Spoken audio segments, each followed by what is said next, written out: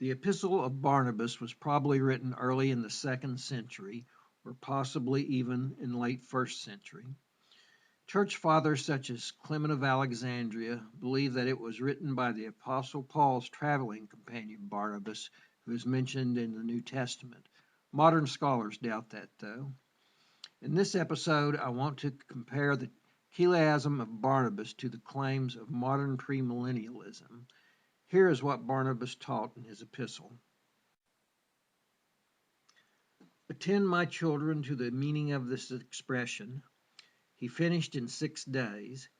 This implieth that the Lord will finish all things in 6,000 years, for a day is with him 1,000 years. And he himself testifieth, saying, Behold, today will be as 1,000 years. Therefore, my children, in 6 days, that is, in 6,000 years, all things will be finished. And he rested on the 7th day.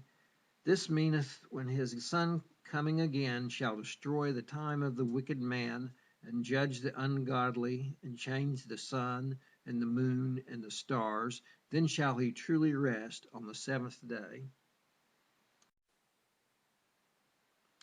Barnabas says, since the Lord finished the earth in 6 days, it implies that all things will be finished in 6,000 years. Where did he get that idea? Well, one place might be 2 Peter 3:8.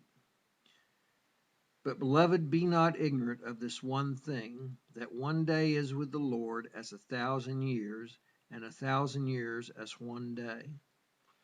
He may also have been looking at Psalm 90, verse 4. Another verse related to this is Hebrews 4:4.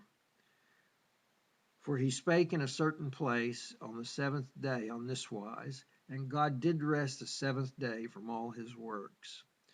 And in 4:9, there remaineth therefore a rest to the people of God. So if a day of creation corresponds to 1,000 years afterwards, and there remains a rest for the people of God that corresponds to the 7th day of rest, then that implies 7,000 years. I'll have more to say about the 6 days of creation and 6,000 years of earth history in a later episode, but for now let's compare what Barnabas said to Revelation chapter 20. Here is Barnabas' chronology.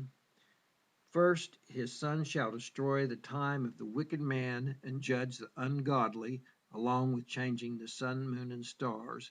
Then God shall truly rest. Barnabas says the 7th day is after the judgment of the ungodly.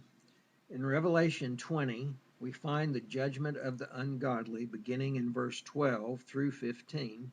The problem is that the 1,000 years Revelation speaks of ended in verse 7.